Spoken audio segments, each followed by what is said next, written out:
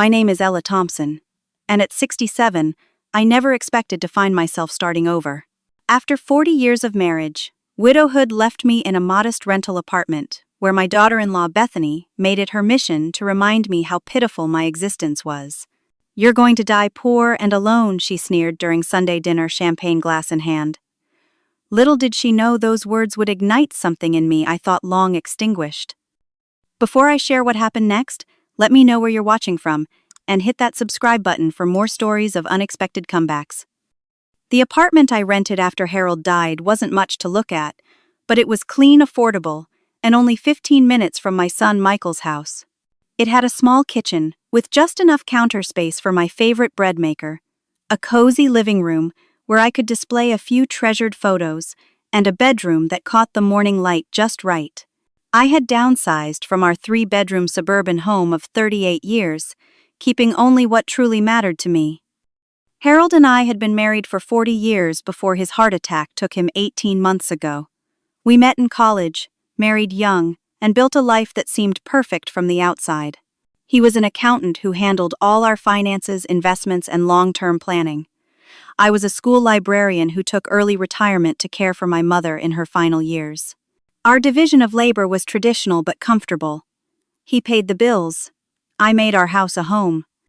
When he died suddenly, one Tuesday morning while tying his shoes, my world didn't just lose its center, it lost its navigator. "Don't worry about anything," financial Harold had always told me. "I've got it all under control." Those words haunted me when I sat across from our family attorney 3 weeks after the funeral. Harold's investments weren't nearly as solid as he'd led me to believe. The market downturn had hit us harder than he'd admitted, and his pride had kept him from telling me we were stretched thin. There was some money, but not enough to maintain our lifestyle and keep the house. Selling our home was like severing my last physical connection to Harold. Each room held memories: the kitchen, where we'd dance while doing dishes; the living room, where we'd watched countless Sunday football games; the backyard, where he'd built a treehouse for Michael decades ago. But sentimentality couldn't pay property taxes, so I signed the papers and moved into my rental, promising myself I would make the best of it. Michael visited regularly those first few months. At 38, he was successful in his career as a marketing executive, married to Bethany for 5 years, and living in a beautiful colonial-style home in an exclusive neighborhood. When they first started dating 7 years ago, Bethany had been sweet, attentive, and seemed genuinely interested in family stories. She would sit at my kitchen island, helping me prepare Sunday dinners, asking questions about family recipes and traditions. "Your mother is a treasure," she once told Michael while squeezing my hand affectionately. "I hope I know half as much about making a home when I'm her age." That Bethany disappeared gradually after the wedding and vanished completely after Harold's death. The warm smiles became tight-lipped pleasantries. The interested questions became distracted nods. And after I moved into my apartment, the thinly veiled contempt began. Still, I maintained hope that our relationship could improve. Every Sunday, I would drive to their house for dinner, always bringing something: homemade cookies, bread, or Harold's favorite pecan pie. I wore my nicest clothes, a bit dated perhaps, but always clean and pressed. I complimented their home, Bethany's cooking, and whatever new purchase they were excited about that week. "Oh, you're still wearing those same earrings," Bethany noted one Sunday, her voice sweet but eyes cold. "They're certainly timeless." Michael would shift uncomfortably, but say nothing. My son had always been a peacekeeper, even as a child. He would rather ignore conflict than address it, a trait that served him well in corporate politics, but failed him in personal relationships. I watched him become increasingly passive in his marriage, deferring to Bethany on everything from dinner plans to major purchases. "Mom's doing fine," he would say. Whenever Bethany made comments about my budget lifestyle or modest circumstances, neither defending me nor agreeing with her. Walking the tightrope between wife and mother. My financial anxiety was real, but I was determined not to be a burden. I carefully budgeted my remaining savings and small pension, cutting corners where I could. I took the bus instead of maintaining a car. I learned which grocery stores had the best deals on which days. I became an expert at stretching my resources, skills I hadn't needed to use since Michael was small, and Harold's income was still growing. What kept me positive during this adjustment period was my circle of friends. Dorothy had been my best friend since our children were in kindergarten together. She was widowed 5 years before me and had navigated this territory with grace. Alice was divorced, fiercely independent, and always ready with practical advice. Margaret was 10 years younger than us, but embraced our little group after moving to town to be closer to her grandchildren. We met every Tuesday for coffee, every Friday for bridge, and called each other almost daily. They were my emotional safety net during those early days of grief and adjustment. I also began volunteering at the community center 3 days a week, helping in their literacy program for adult learners. Teaching others to read gave me purpose and reminded me that my skills as a former librarian still had value. The gratitude in my students' eyes was a powerful antidote to the dismissive glances from my daughter-in-law. "You're reinventing yourself," Dorothy told me over coffee one day. "That's not easy at our age, but you're doing it with grace." I wanted to believe her. I wanted to believe I could create a new life that was different from, but just as meaningful as the one I'd had with Harold. Most of all, I wanted to remain close to Michael, and hopefully someday grandchildren. That hope kept me showing up to Sunday dinners, despite Bethany's growing disdain. "Family is worth fighting for," I told myself each Sunday as I drove to their house. "This awkward phase will pass." How wrong I was. That fateful Sunday dinner began like any other. I arrived at 5:30 exactly on time, as always carrying a freshly baked apple crumble for dessert. Bethany greeted me at the door with her standard air kiss near my cheek, careful not to actually make contact. "Oh, Ella, you didn't need to bring anything," she said, the same words she spoke every week while taking my offering and placing it out of sight in the kitchen. Their dining room was a showcase of Bethany's expensive taste. The crystal chandelier, the hand-painted china, the sterling silver flatware that had been a wedding gift from her parents. The table was already set for 6. Michael and Bethany had invited 2 other couples without telling me. This happened increasingly often, leaving me to wonder if I was truly invited or merely tolerated. Bethany swept into the room wearing a designer dress in deep burgundy that probably cost more than 3 months of my rent. Her blonde hair was freshly highlighted, her makeup flawless, her nails professionally manicured. I smoothed down my navy blue dress purchased 5 years ago for a cousin's wedding, suddenly aware of its dated cut and slight wear at the cuffs. The other guests arrived, a couple Michael worked with, and their friends who had just moved to the area. All in their 30s, all dressed impeccably, all carrying expensive bottles of wine. I sat quietly as they discussed their recent vacations, home renovations, and career advancements. No one asked me questions, though I smiled and nodded at appropriate intervals. Dinner progressed through multiple courses, each more elaborate than the last. Bethany made a point of explaining the rarity and cost of each ingredient as she served. "The saffron in this risotto is from a small village in Spain," or "this beef is from cattle raised exclusively on a diet of beer and massages." I wasn't sure if the latter was a joke, but everyone laughed appreciatively. The conversation turned to real estate when one couple mentioned they were looking for a vacation property. "Location is everything," Bethany pronounced, refilling everyone's wine glass except mine. "We're considering a second home ourselves, perhaps in the Hamptons or Nantucket." This was news to me, and judging by his expression to Michael as well. "Real estate is the only sensible investment," continued Bethany. "Renting is just throwing money away." She glanced pointedly at me. I smiled weakly and said, "Well, at my age renting makes sense, less maintenance to worry about." Bethany swirled her wine and looked directly at me. "At your age, shouldn't you be settled? I mean, living in that tiny apartment at 67 seems so temporary." The table fell uncomfortably silent. "My apartment suits me fine," I said quietly. "For now, perhaps," Bethany said with a tight smile. "But eventually, you'll need assistance. Have you thought about senior living options? There are some that accept," she paused, "subsidized residence." Michael cleared his throat. "Bethany, Mom's doing fine on her own." "Of course she is," Bethany said, her voice dripping with false concern. "I just worry about her future. No spouse, limited income, no permanent home." She turned to the other couples. "Ella was a librarian, you know. Not much of a pension there." I felt heat rising in my cheeks. but maintained my composure. I'd endured worse from her over the months.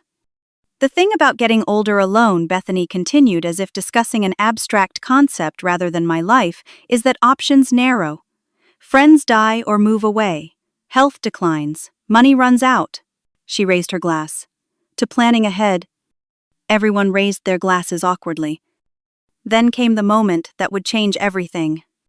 "I just don't want you to end up like my great-aunt Bethany," said, turning back to me with false sweetness. "No family visited her in that awful state facility. So sad." She leaned forward and placed her manicured hand on mine. "You're going to die poor and alone if you continue down this path, Ella." The table went silent. Michael stared at his plate. The other guests shifted uncomfortably in their chairs. I somehow maintained my composure through dessert declining coffee and making an excuse about an early morning at the community center. No one, including my son, tried to convince me to stay. The tears didn't come until I was alone in my car, parked a block away from their house. They streamed silently down my face, as I recalled how Bethany had transformed from the sweet girlfriend who had once helped me in the kitchen to this status-obsessed woman who seemed to relish my diminished circumstances. When had it happened? Perhaps it started when they moved into their new house 3 years ago, and Bethany began associating with wealthier friends. Or maybe after Harold died and she realized I wouldn't be leaving Michael a substantial inheritance. The change had been so gradual I hadn't recognized it until it was complete. I called Dorothy as soon as I got home. She said what? Dorothy's indignation was immediate and validating. That I'm going to die poor and alone, I repeated the words, still stinging. At a dinner party in front of everyone. And what did Michael do? Dorothy demanded. Nothing. He just looked at his plate. Dorothy's deep sigh carried years of wisdom. Ella, honey, you need to stand up for yourself. This has gone too far. I don't want to cause problems in their marriage, I said the excuse, sounding weak even to me. Their marriage problems aren't your responsibility, Dorothy countered. Your dignity is. After we hung up, I made the mistake of checking social media. Bethany had posted photos from the dinner with the caption, "Sunday dinner with friends and family. Blessed Sunday dinner family time." I wasn't in any of the photos despite sitting at that table for 2 hours. Scrolling back through her previous posts, I found references to budget lifestyle inspiration and making do with less tagged on days after she'd visited my apartment. She was using my situation as social media content, presenting herself as charitable for including me. The next morning, Michael called. His apology was lukewarm at best. "Bethany had too much wine," he said. "You know how she gets." "Does she get cruel when she drinks, Michael?" "Is that a regular occurrence?" I surprised myself with my directness. "Mom, please. She's under a lot of pressure at work. The house needs some expensive repairs. She's just stressed." "That doesn't excuse her behavior," I said. A long pause followed. "Maybe it would be better if you skip dinner next Sunday," he finally suggested, "just until things cool down." In that moment, I realized my son was choosing peace in his home over respect for his mother. It shouldn't have surprised me, he'd been doing it incrementally for years, but the finality of it broke something in me. "I understand" was all I could manage. After hanging up, I sat on my small balcony and watched the world go by below. Young couples pushing strollers, teenagers on skateboards, middle-aged joggers with determined expressions. Life continuing in all its stages, while mine seemed to be shrinking by the day. That night was the first time since Harold died that I felt truly devastatingly alone. 3 weeks passed without a word from Michael or Bethany. No calls, no texts, not even a response to the cheerful, thinking of you message I sent after 2 weeks of silence. I checked my phone, constantly jumping at every notification, but it was always Dorothy, Alice, or Margaret checking in, never my son. The silence was deafening. I had always been close with Michael, from the days of bandaging skinned knees to helping him through his first heartbreak in high school. We spoke several times a week for his entire adult life, right up until Harold died. Now nothing. It was as if Bethany's proclamation that I would die alone was being fulfilled by their absence. Depression settled over me like a heavy blanket. I began skipping my volunteer shifts at the community center. I made excuses to avoid bridge games with my friends. I spent days in my pajamas moving between the bed and the couch, eating little and sleeping too much. The apartment that had seemed cozy now felt like a cage, each wall a reminder of how far I had fallen from my previous life. Then came the department store incident. I had forced myself to get dressed and go shopping for a birthday gift for Dorothy. The upscale department store was having a sale, and I thought I might find something nice within my budget. I was examining a scarf when I heard a familiar laugh. Bethany stood 20 feet away at the jewelry counter, surrounded by 3 stylishly dressed women. They were trying on expensive watches and bracelets, laughing loudly, and taking selfies. I froze, unsure whether to approach or retreat. Before I could decide, I saw Bethany notice me in the reflection of the jewelry case. Our eyes met briefly, but instead of acknowledging me, she turned her back and continued her conversation. I should have left then, but some masochistic instinct kept me rooted in place, pretending to examine the scarf while straining to hear their conversation. "Who was that woman looking at you?" one of her friends asked. "Oh," Bethany's voice dropped to a stage whisper easily carried across the quiet store. "My husband's mother. She's always showing up in the strangest places.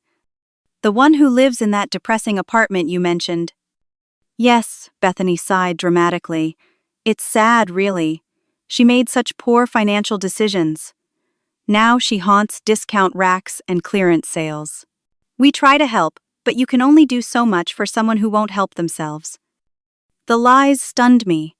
I had never made financial decisions. Harold had handled everything, and neither Bethany nor Michael had offered any help whatsoever.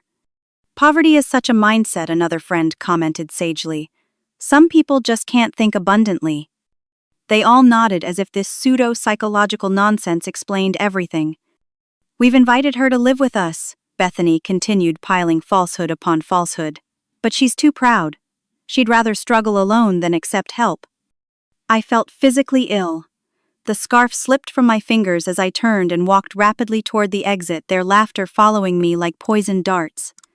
In the safety of my car, I called Alice, my most pragmatic friend. "I can't do this anymore," I told her, voice shaking. "I feel like I'm disappearing. My own son doesn't call. My daughter-in-law pretends I don't exist, then lies about me. What's the point of any of it?" "The point," Alice said firmly, "is that you're Ella Thompson, not some side character in the Bethany show. You're coming to bridge on Friday. No excuses. We haven't seen you in weeks." Her no-nonsense tone broke through my fog of self-pity. On Friday, I dressed carefully, drove to Margaret's house, and plastered on a smile that gradually became genuine as my friends enveloped me in their warmth and concern. For a few hours, I remembered what it felt like to be valued. The next day, Michael showed up at my door unannounced.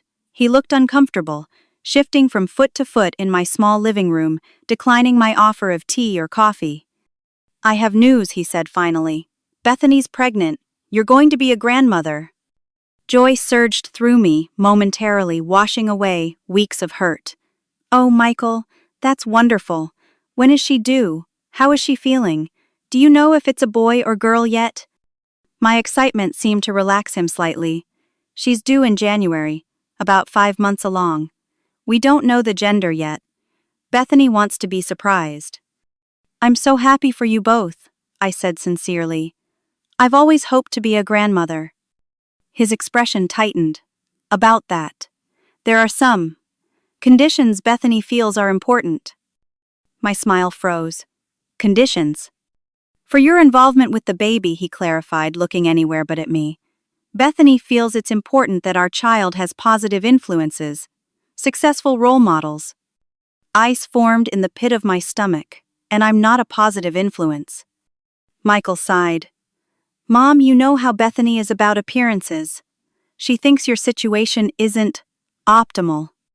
"My situation," I repeated flatly. "The apartment, your clothes, your lifestyle," he said, gesturing vaguely around my small living room. "Bethany feels strongly that you need to improve your situation before being actively involved with the baby." I couldn't believe what I was hearing. "Improve my situation, Michael. I'm living within my means. This is what I can afford."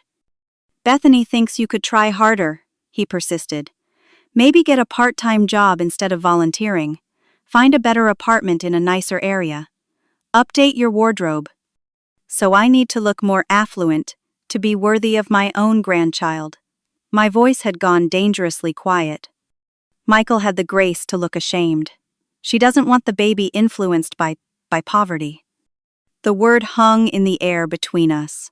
Poverty. As if my modest but clean apartment and practical clothes were somehow contaminating. As if financial status determined human worth. I see. I stood up. I think you should leave now, Michael. Mom, please understand. Bethany is very particular about the baby's environment. It's not personal. Not personal, I almost laughed.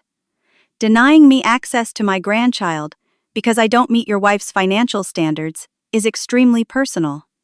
He left soon after promising to work on Bethany and find a compromise.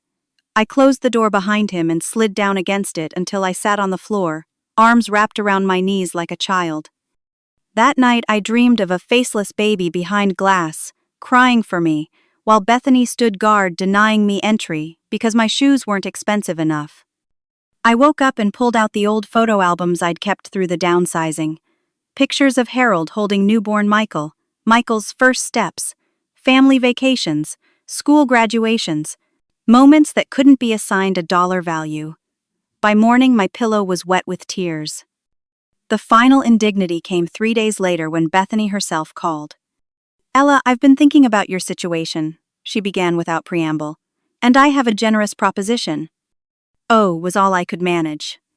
When the baby comes, we'll need help. Michael and I both have demanding careers. We could offer you the small suite over the garage. You'd have your own entrance bathroom and kitchenette. In exchange, you could help with childcare. She made it sound like a favor, but I understood immediately they wanted a free live-in nanny, not a grandmother. What about when you're home, I asked. Would I join you for family meals, be included in outings and celebrations? A telling pause. Well, you'd have your own space, as I mentioned, and naturally we'd want consistent routines for the baby without too many conflicting influences. Translation: I would be staff, not family. Expected to provide childcare, but not to have input or truly be a grandmother. I appreciate the offer, I said carefully, but I'll need to think about it. Don't take too long, Bethany replied. We have several qualified nannies interested in the position. I just thought family should have first refusal. First refusal, as if being allowed to raise my own grandchild while living in glorified servants' quarters was a prize others were competing for. That night I couldn't sleep. The walls of my apartment seemed to close in around me, suffocating me with limitations and lost possibilities. For the first time, I understood that my relationship with my son and any future grandchildren would always be controlled by Bethany's judgment of my worth.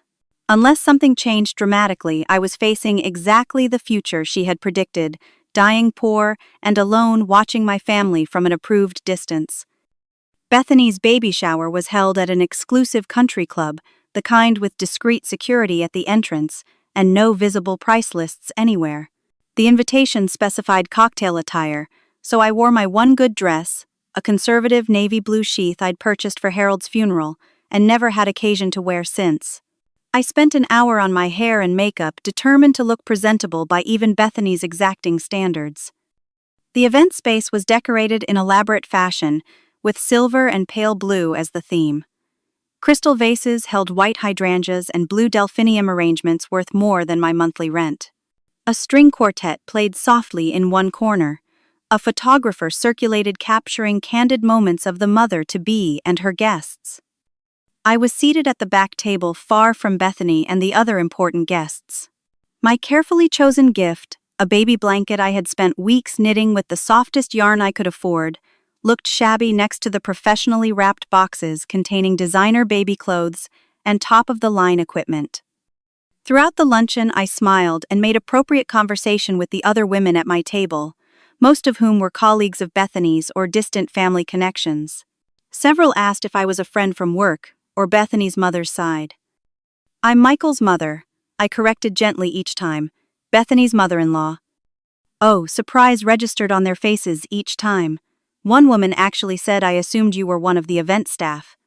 The gift opening ceremony, was an exercise in humiliation. Bethany exclaimed over each expensive present, making sure to mention brand names and thank the giver effusively.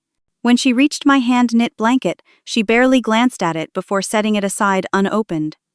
"We'll open the rest later," she announced, though mine was the only gift left untouched. I slipped away to the restroom, needing a moment alone. As I was about to exit the stall, I heard Bethany and two friends enter. "Your mother-in-law seems nice one," said diplomatically. Bethany snorted. "She's a project. Michael feels responsible for her since his father died and left her nearly penniless. We'll probably have to support her eventually." Another lie. I had never asked for or received a penny from them. "She'll need to clean up her act to be around the baby," Bethany continued. "I've told Michael I don't want someone who looks and lives like that influencing our child. First impressions matter, and Grandma looking like she shops at thrift stores isn't the impression I want my child forming." "You're right to have standards," her friend agreed. I sat frozen in the stall, unwilling to reveal my presence. "We're naming the baby James if it's a boy after my father," Bethany continued. "Michael suggested Harold after his dad. But that's such an old-fashioned name. No child of mine is going to sound like they were born in the 1930s. This casual dismissal of family tradition naming the first son after the paternal grandfather was the final straw. Harold had been named after his grandfather, and Michael's middle name was Harold. The tradition meant everything to my late husband, who had spoken often about its continuation. When they left, I remained in the stall, tears streaming silently down my face. I had reached my breaking point. The constant belittlement, the manipulation, the exclusion. It was too much. I had lost my husband, my home, and now my place in my son's family. There was nothing left to lose. I splashed cold water on my face and was about to return to the party when an older woman entered the restroom. She took one look at me, and her expression softened with recognition and concern. "You're the grandmother, aren't you? Michael's mother." I nodded, embarrassed to be caught in such a state. "I'm Judith Simmons," she said, offering her hand. "I work with Michael. He speaks highly of you." "Does he?" I couldn't keep the bitterness from my voice. "Very much so," she affirmed. "Are you all right? You seem upset." Perhaps it was her kind eyes, or maybe I had simply reached my limit, but I found myself confiding in this stranger. "I don't think I belong here, or anywhere in my son's life anymore." Judith listened without interruption, as I gave her the abbreviated version of my situation, the financial constraints after Harold's death, Bethany's increasing hostility, Michael's passive acceptance of it all. "That's a heavy burden," she said when I finished, "and not one you deserve to carry." She opened her purse and handed me a business card. "I'm a financial advisor. I work with many women in transition, widows, divorcees, retirees. If you ever want to talk about your options, call me." I tucked the card into my purse, thanking her without any real intention of following up. What options could I possibly have? Sometimes, Judith said as she prepared to return to the party, the best response to unkindness is success, not for revenge but for self-respect. Her words stayed with me as I made my excuses to leave the shower early. Michael, busy attending to Bethany's needs, barely acknowledged my departure. I returned home to find a notice taped to my door. My rent would be increasing by $200 per month, starting next quarter, an amount that would stretch my budget beyond breaking point. The timing seemed like a cosmic joke, one final push into the abyss Bethany had predicted for me. That night I fell apart completely. Decades of being the supportive wife, the understanding mother, the accommodating mother-in-law, all of it crashed down around me. I sobbed until no more tears would come, then sat in silent, empty desolation as the hours ticked by. Around 3 a.m, exhausted but unable to sleep, I began going through Harold's old papers, something I'd been avoiding for months. Tax returns, insurance policies, investment statements, most of them showing less than I'd hoped. Then at the bottom of a box I'd tucked away in my closet, I found a large envelope I didn't recognize. Inside was an insurance policy I knew nothing about. A separate life insurance policy Harold had taken out 15 years ago with me as the sole beneficiary. Attached was a handwritten note. For your dreams when I'm gone. Love always, Harold. The policy was substantial, $2.4 million. Far more than our declining investments, far more than I'd imagined possible. For a moment, I felt anger. Why had Harold kept this from me? Why had all our financial discussions excluded me? Why had I been left in the dark about our true situation? Then understanding dawned. Harold had been protecting me in his own way, creating a safety net neither of us had hoped to need so soon. He had wanted me to have independence if something happened to him, not just survival. As dawn broke, casting gentle light across my small apartment, something broke and reformed within me. I had been defining myself by loss of Harold, loss of our home, loss of status in my son's eyes. But that wasn't the whole story. I was still Ella Thompson. I still had value skills, and now unexpectedly resources. I picked up the phone and called the number on Judith's card, leaving a voicemail requesting an appointment. Then I made a promise to myself, as the sun rose fully, I will never be belittled by them again. Judith's office was located in a professional building downtown, tastefully appointed but not ostentatious. She greeted me warmly, showing no surprise at how quickly I'd followed up after our chance meeting at the baby shower.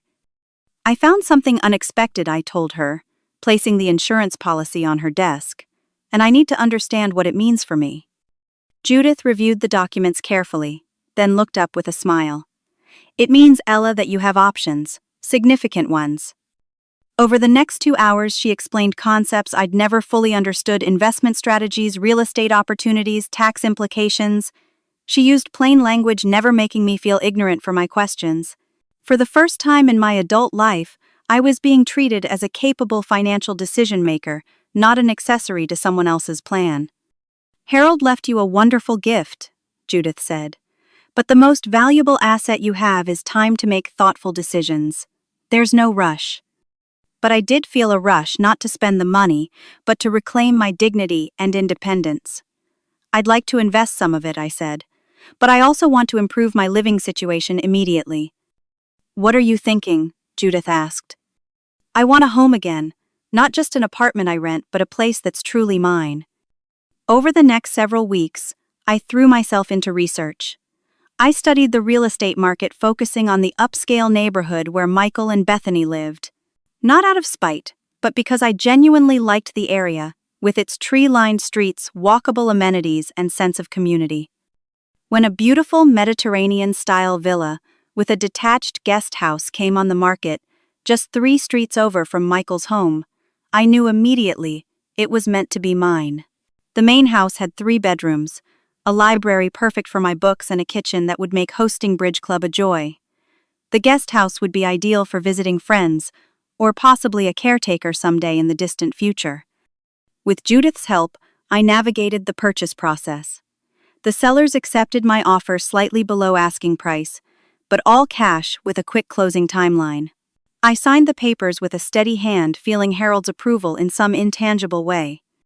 Not once during this process did I contact Michael or Bethany. Their silence since the baby shower had continued, and I matched it with my own. This chapter was about me, not them. The villa needed some updates. The kitchen appliances were dated, the master bathroom needed renovation, and the gardens had been neglected. I hired contractors and worked closely with them, making decisions about everything from cabinet hardware to light fixtures. Each choice felt like an affirmation. This is who I am. This is what I value. This is my home. I took particular pleasure in designing the nursery that would someday, I hoped, welcome my grandchild on my terms. I chose classic gender-neutral decor with a bookshelf full of the stories I had read to Michael as a child. As work progressed on the house, I began making connections in my new neighborhood. I joined the local garden club, volunteered at the neighborhood library, and attended community events. People were welcoming, seeing me as a peer rather than someone to be pitied or tolerated. I met accomplished women my age who had their own stories of reinvention after loss. Dorothy, Alice, and Margaret were my biggest cheerleaders. They helped me select furniture, debated paint colors, and celebrated each milestone in my transformation. "You're glowing," Dorothy told me during our first bridge game hosted in my new dining room. I haven't seen you look this alive in years." I felt alive. For the first time since Harold's death, perhaps even before I was making choices based on my own preferences and needs, not deferring to others' judgments. I started driving again, something Harold had always handled on our outings. I purchased a sensible but elegant silver sedan and practiced until I felt confident navigating anywhere I needed to go. My wardrobe evolved too, not into the designer labels Bethany worshipped, but into well-made classics that suited my age and personality.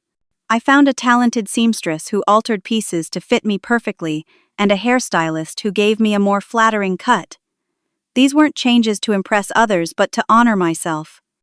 Most importantly, I worked with Judith to establish investment accounts that would ensure my long-term security. I would never be wealthy by Bethany's standards, but I would never again fear being without options. "You've created quite a life here," Judith observed during one of our regular meetings. "Have you thought about how you'll handle the situation with Michael and Bethany?" I had thought of little else. 3 months had passed since I purchased the villa. The renovations were complete. I was settled and secure. It was time to reach out. "I want them to see me as I am now," I said. "Not for validation, but so they understand our relationship will be different going forward." I deliberately missed Thanksgiving, sending a brief message that I had other plans. This was technically true. I hosted dinner for my friends and their families, but designed to create curiosity.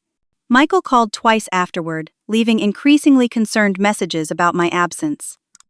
In early December, I sent a formal invitation to Michael and Bethany for Sunday brunch at my new place. I deliberately included no details about the location beyond the address, knowing they would assume I had moved to a retirement community or another modest rental. I prepared for their visit meticulously. The house was immaculate with holiday decorations tastefully arranged.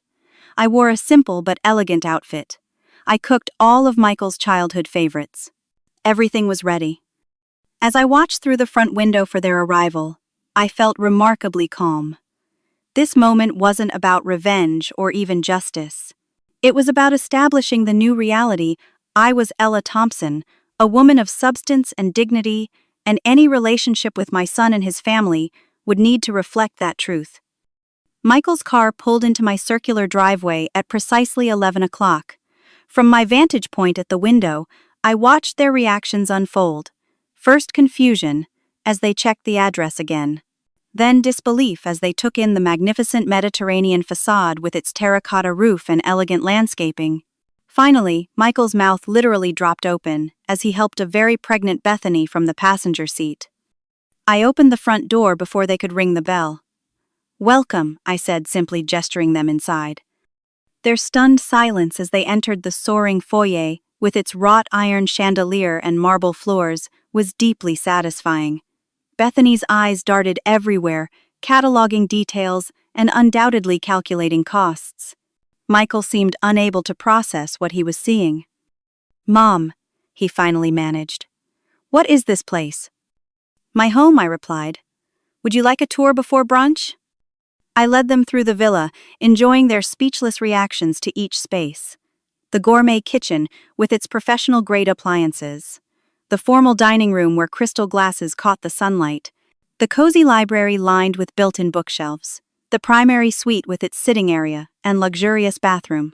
Throughout, I had incorporated a few treasured pieces from my life, with Harold seamlessly integrated with new furnishings. "The guest rooms are upstairs," I explained, gesturing toward the elegant staircase, "and there's a separate guest house in the back garden, with its own kitchen and living space." "Mom, I don't understand," Michael finally said as we returned to the kitchen where I began preparing mimosas. "How can you afford this? Did you win the lottery?" Bethany found her voice at last. "Yes, Ella, this is unexpected. Last we spoke you were concerned about a rent increase." I handed them each a crystal flute of orange juice and champagne. "Your father left me better provided for than I initially realized," I explained to Michael.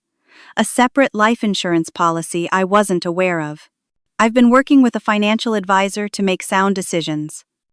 "A life insurance policy," Bethany's voice rose slightly. "For how much?" I smiled. "Enough to secure my future and then some. But this house must have cost. Bethany began calculating aloud. I made a good investment, I said, deliberately vague. The neighborhood is excellent, don't you think? Just a few streets from your place. Bethany's expression transformed rapidly from shock to calculation to a bright false smile. It's absolutely perfect, Ella. I'm so happy for you. We've been so worried. I kept my tone light. I hadn't heard from either of you since the baby shower. Michael at least had the grace to look ashamed. Things have been busy with the pregnancy and work. Of course, I said, not pressing the point. How are you feeling, Bethany? January isn't far away now. As we sat down to brunch, the dynamic between us shifted palpably. Bethany complimented everything from the food to the table settings. She asked about my decorator, there wasn't one, and whether the artwork was investment grade. It wasn't just pieces I loved. Her entire demeanor had transformed from condescension to fawning interest. We should have you over for dinner next weekend, she gushed. We've missed our family Sundays. I merely nodded, letting her perform her sudden affection without commitment. After the meal, I served coffee in the sunroom overlooking the garden in full winter bloom. It was there that Bethany made her move. This house is just magnificent for entertaining, she said, gesturing expansively. So much space. It must feel empty with just you living here. I enjoy the space, I replied, and I have friends over quite often. Still, Bethany pressed all these bedrooms going unused. That gorgeous nursery upstairs I noticed during the tour. For when I have guests with children, I explained, though I had specifically designed it with my grandchild in mind. Bethany exchanged a glance with Michael, who nodded slightly. Ella, she began, her voice honeyed. Michael and I have been thinking. Our house is lovely, but with the baby coming we could really use more space. And you have all this room here. I sipped my coffee, waiting. What if we sold our place and moved in here to help you? She continued. You wouldn't have to manage this big house alone, we could share expenses, and the baby would have his grandmother right here. Michael jumped in eagerly. It makes so much sense, Mom. Why have two big houses when we could all live together? The guest house would be perfect for your friends to visit. I noted he didn't suggest I might want to live in the guest house myself, that would come later. I was certain. We could help with maintenance, Bethany added. And you'd never be alone. Where would you envision yourselves living in the house? I asked innocently. Bethany's smile widened. The primary suite is perfect for us, especially with the connecting room that could be the baby's nursery. You'd be so comfortable in one of the upstairs bedrooms. And there it was, I would be relegated to a secondary space in my own home within months. We could move in right after the holidays, Michael added enthusiastically. Start the new year together as a family. Bethany nodded vigorously. This place is perfect for raising children. Great neighborhood, wonderful schools. My wife will love raising the kids here. I smiled politely and reached for my phone on the side table. Neither of them seemed to notice as I quietly unlocked it and scrolled to a contact. The master suite does have a lovely view, I agreed, pleasantly. And the neighborhood is wonderful for children. Bethany practically vibrated with triumph. Michael looked relieved at how easily I was accepting their proposal. I'm so glad you understand, Bethany said, reaching to pat my hand condescendingly. It really is the most sensible arrangement. I dialed the number and put the phone to my ear, still smiling. Who are you calling, Mom? Michael asked, suddenly uncertain. I held up one finger as the call connected. Hello, Dorothy. Yes, I wanted to confirm our arrangement for the guest house. January 1st move-in still works for you. Wonderful. My son and his wife are here now, and they're thrilled you'll be my neighbor. Yes, we're still on for bridge on Tuesday. Bethany's face froze in confusion. Michael's brow furrowed. I ended the call and placed my phone down calmly. Dorothy is taking the guest house. She sold her condo last month. We're looking forward to being neighbors after 30 years of friendship. But Bethany began. And this house is exactly what I need, I continued serenely. Not too big, not too small. A perfect new beginning for me. Mom, Michael tried again, we thought. I know what you thought I said, my voice gentle but firm. You thought I would give up my master suite in my own home that I purchased with my own money. You thought I would become a guest in my own space. You thought nothing had changed in our dynamic, despite everything you've witnessed today. Bethany's face flushed with anger. But the baby will always be welcome here as my grandchild, I finished for her. As will you both as guests who treat me with respect. This is ridiculous, Bethany snapped, her mask of congeniality slipping. After everything we've offered you. What exactly have you offered me, Bethany? I asked quietly. To live in servants' quarters over your garage, to be a free nanny, to give up my home for yours. Those aren't offers, they're demands disguised as generosity. Michael looked between his wife and me, clearly torn. Mom, Bethany didn't mean. She did mean it, I interrupted gently. And you supported her. That's your choice to make as a husband, but I have choices too now. Bethany stood abruptly. We're leaving. Come on, Michael. My son hesitated, conflict evident in his expression. Mom. It's all right, I assured him. This isn't goodbye. It's just a new understanding between us. Bethany stormed out to the car. Michael lingered a moment longer. I don't understand what happened, he said. How you changed so much. I haven't changed, Michael. I've remembered who I am. There's a difference. He nodded slowly, then followed his wife. I watched from the window as they argued briefly in the driveway before driving away. The house was quiet after they left.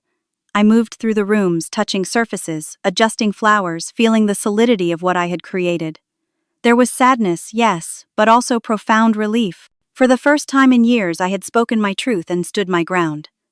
3 weeks passed with no contact. Then on a cold January morning, my phone rang with Michael's number. Mom, he said, when I answered, his voice subdued. Can we talk? We met at a coffee shop midway between our homes. Michael looked tired with shadows under his eyes that hadn't been there before. Bethany and I have been having some difficult conversations, he began. After seeing you in your new home, some things became clearer to me. What things? I asked. That Bethany never saw you as family, just as a potential resource, someone who might provide free childcare or financial support. When you had neither to offer, you became an inconvenience to her. The honesty was startling but welcome. And you? He sighed deeply. I failed you. I chose peace with Bethany over respect for you. I told myself I was caught in the middle, but there was no middle, just right and wrong. And I chose wrong. What happens now? I asked. I don't know exactly, he admitted. Bethany is due in 2 weeks. Things are complicated. But I know I want you in my child's life regardless of what happens between Bethany and me. I'd like that, I said simply. Could I come visit sometime? Just me, he asked. I'd like to see your new place properly without distractions. It was a small step but a significant one. I'd like that too. As he prepared to leave, he hesitated. One more thing. Bethany didn't want me to tell you, but we're naming the baby Harold if it's a boy. It's the right thing to do. I drove home with tears in my eyes, but they were different from the tears I'd shed these past months. These were tears of cautious hope of broken things beginning to mend. 6 months later, my garden bloomed with summer flowers, as I hosted the weekly bridge club on my terrace. Dorothy, now comfortably settled in the guest house, carried out a tray of lemonade, while Alice and Margaret arranged the playing cards. The roses are magnificent this year, Margaret commented, admiring the climbing varieties I'd planted along the garden wall. Everything grows better with proper care and attention, Dorothy replied with a meaningful smile in my direction. My life had transformed completely from where I'd been a year earlier. The villa had become a true home filled with friends, activities, and purpose. I hosted book club meetings in the library, cooking classes in my kitchen, and movie nights in the media room I'd added during the renovation. The house was rarely empty, never lonely. Dorothy's presence in the guest house provided companionship without sacrificing independence for either of us. We shared morning coffee, evening walks, and the occasional meal, but maintained our separate spaces and routines. It was the perfect balance of connection and autonomy. Michael visited regularly now, always alone. Bethany had made it clear she had no interest in a relationship with me regardless of my changed circumstances. At first, this had pained me, but increasingly I recognized it as a blessing, a clean break from her toxicity. My grandson Thomas had been born in January, a healthy baby boy with Harold's chin and Michael's eyes. I saw him twice a week when Michael brought him to the villa. We had established a comfortable routine where Michael would work in my library while I had Grammy time with Thomas. I cherished these moments, reading to him, singing old lullabies, and telling him stories about his grandfather and father. Bethany's control over these visits had diminished as Michael gradually reclaimed his independence. The dynamic in their marriage had shifted significantly since the birth. Michael had found his voice insisting on boundaries and shared decision-making in a way he never had before. "She's not happy about it," he admitted during one visit, "but she's adjusting. Having you as an example of strength has changed my perspective on what a partnership should be." I never encouraged him to leave her, that wasn't my place. But I supported his journey toward self-respect and encouraged him to seek counseling both individually and as a couple.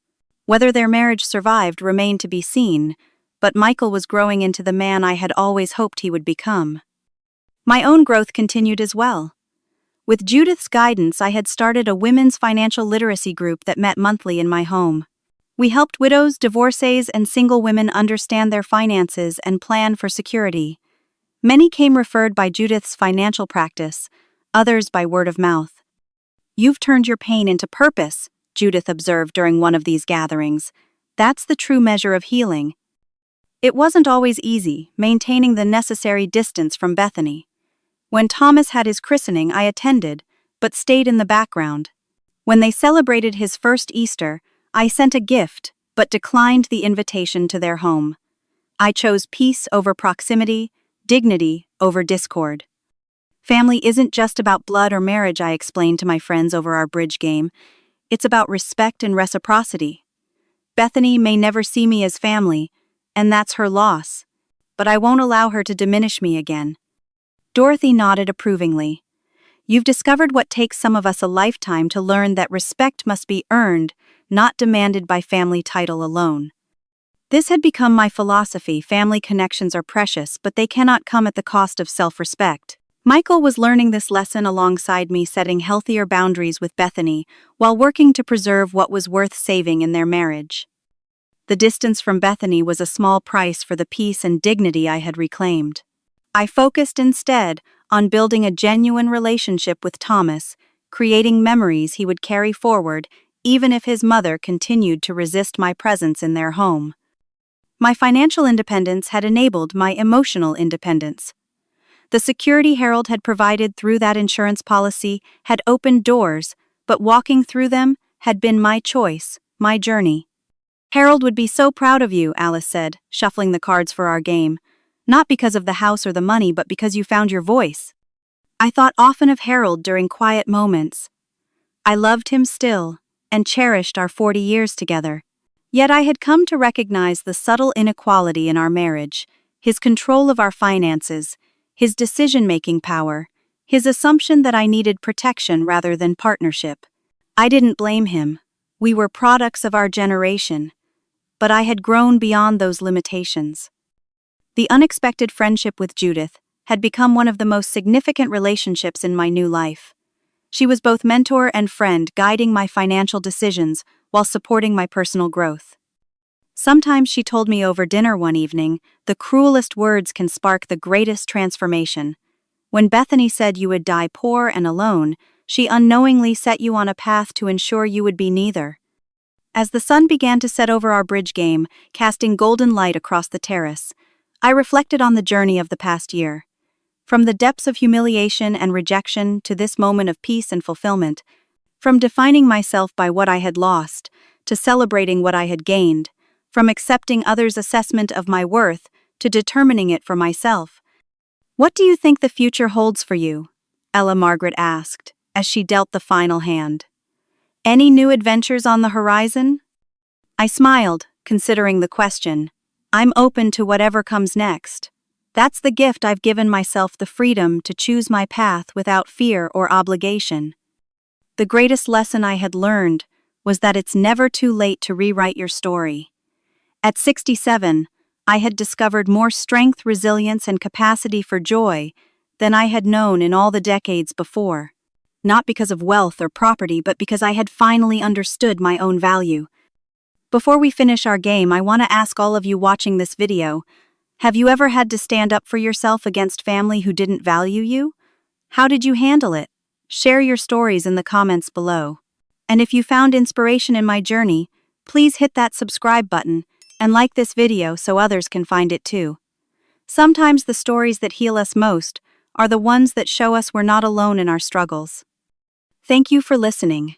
And remember, your worth isn't determined by others' assessment of you, but by your own courage to live authentically. Until next time, this is Ella Thompson wishing you strength on your own journey.